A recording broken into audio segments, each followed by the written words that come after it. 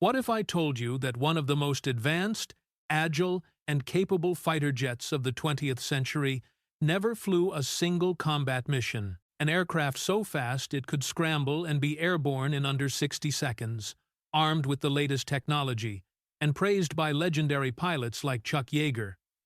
Yet, it was a complete commercial failure.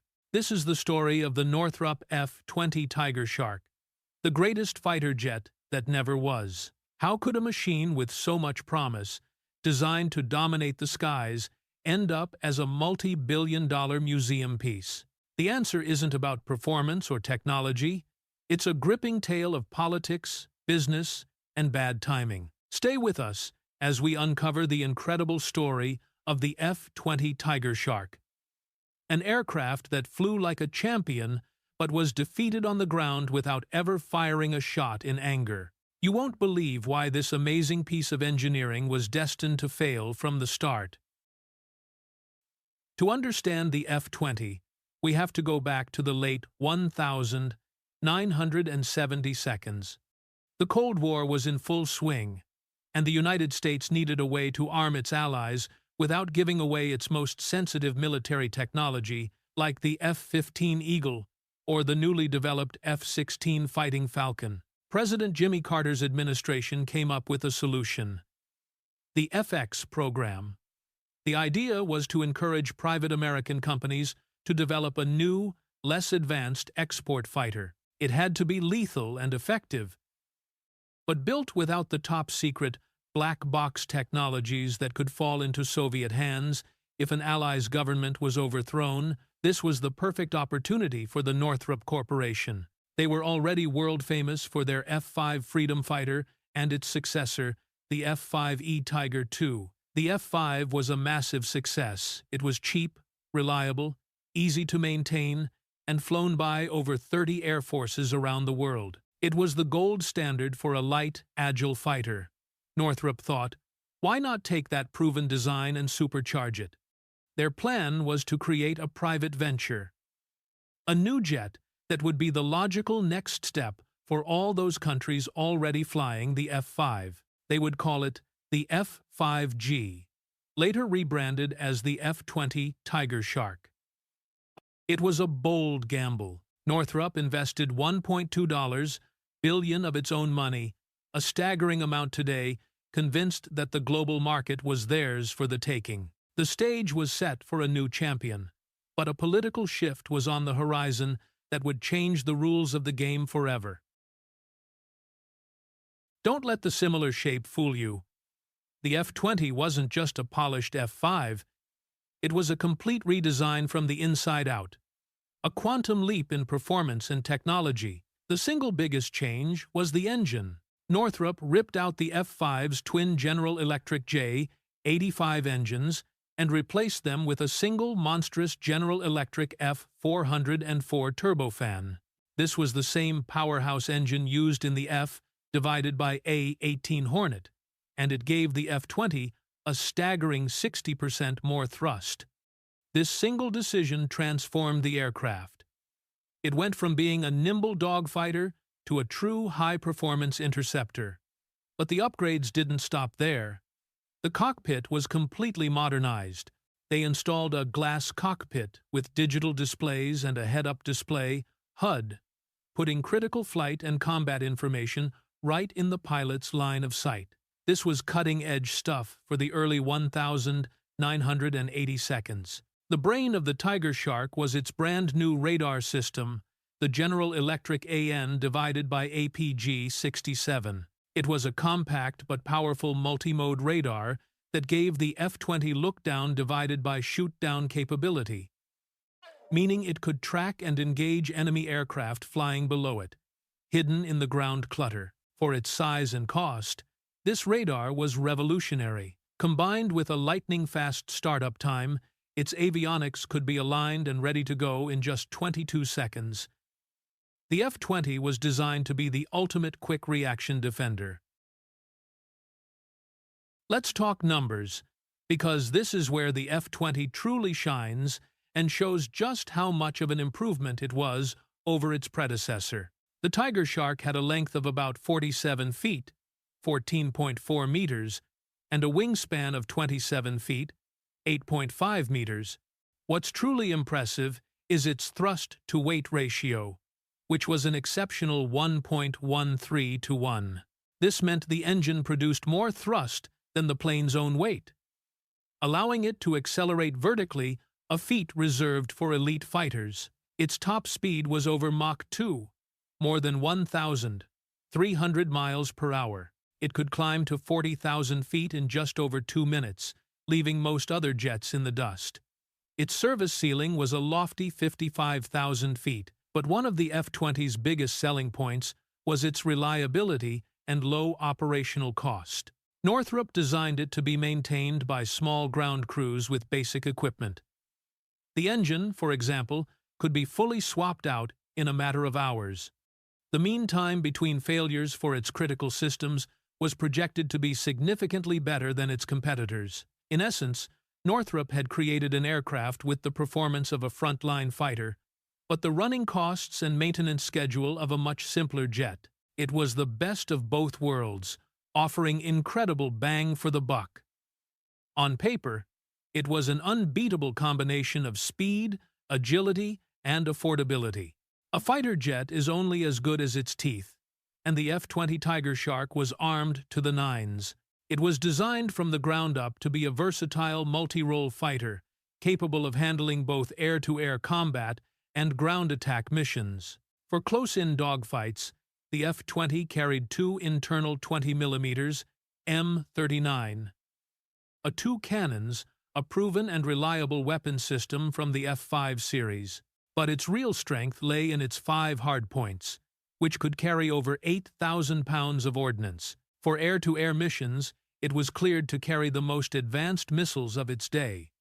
This included the heat-seeking AIM-9 Sidewinder for short-range combat and the radar-guided AIM-7 Sparrow for beyond visual range engagements. This gave the Tigershark the ability to fight enemies from miles away, a crucial advantage in modern air combat. When the mission called for hitting targets on the ground, the F-20 could be loaded with a huge variety of weapons.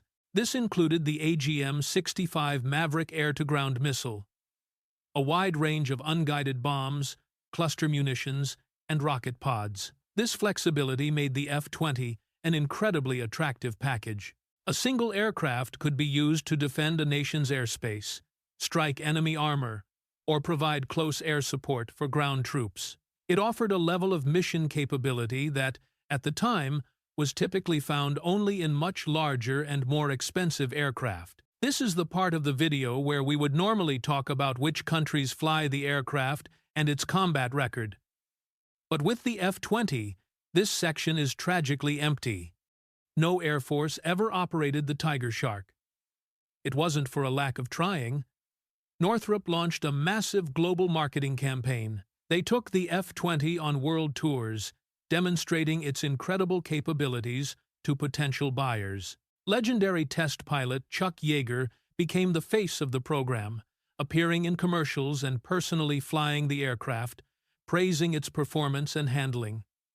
Several countries showed serious interest. The Royal Bahraini Air Force was on the verge of buying it. Jordan, Morocco, and Taiwan were all considered prime customers. But one by one, they all backed out. Why? The problem began when the Reagan administration came into office and reversed Carter's FX policy. Suddenly, America's top-tier fighter, the F-16 Fighting Falcon, was approved for export to many of the same nations the F-20 was targeting. International buyers faced a choice: buy the privately funded F-20, an aircraft with no official U.S. government backing, or buy the F-16, the same jet being flown by the U.S. Air Force. For most countries, this was a no-brainer. Buying the F-16 meant getting the same training, logistics, and political support as the most powerful air force in the world.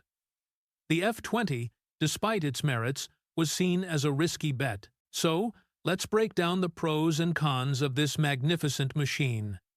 The F-20's strengths were undeniable. First and foremost was its performance-to-cost ratio. It offered about 95% of the capability of an F-16 for a significantly lower purchase price and drastically lower operating costs. Its scramble time was phenomenal. It could take off and intercept a threat faster than almost any other fighter in the world. Its reliability was designed to be best in class, building on the F-5's legacy of being tough and easy to fix. And its advanced avionics, particularly its radar and glass cockpit, were a major leap forward.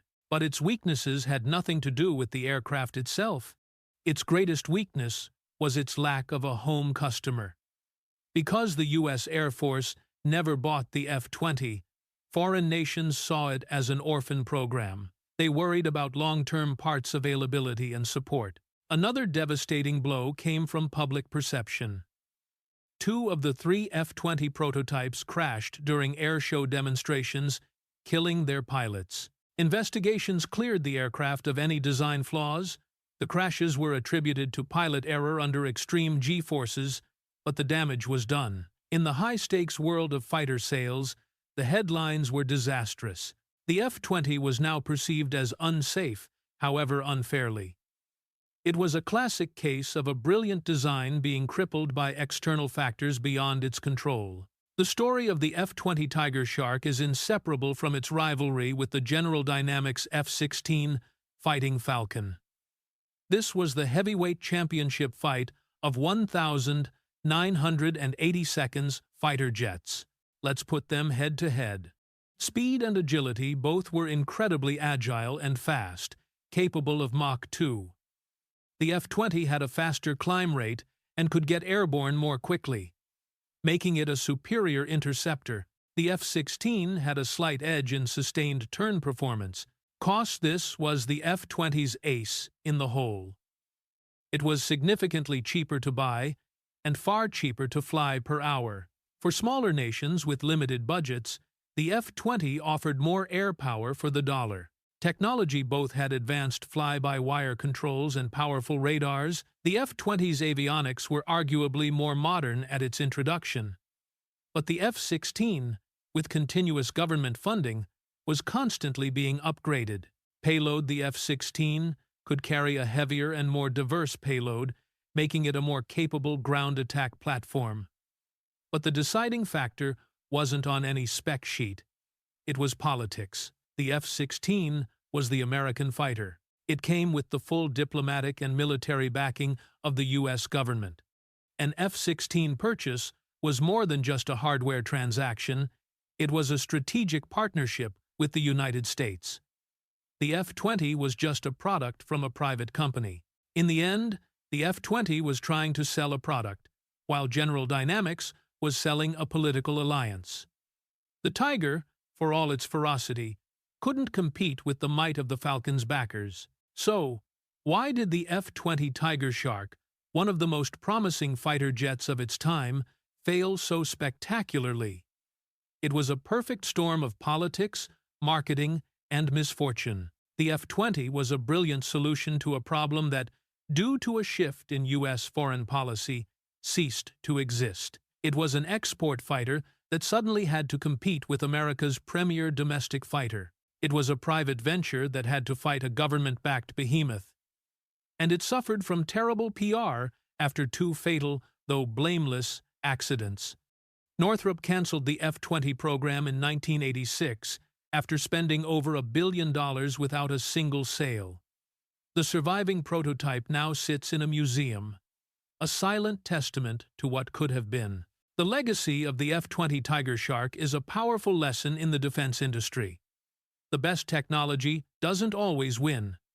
Politics, logistics, and alliances often matter more than pure performance. The Tigershark was an incredible aircraft, a true pilot's machine that was simply born at the wrong time. It remains one of aviation's greatest what-if stories, a fallen champion that never got the chance to prove its worth in the arena. What do you think? Could the F-20 have been a success if things had gone differently? Let us know in the comments below. And if you enjoyed this look into military aviation history, make sure to hit that like button, subscribe to our channel, and ring the notification bell so you never miss an episode. Thanks for watching.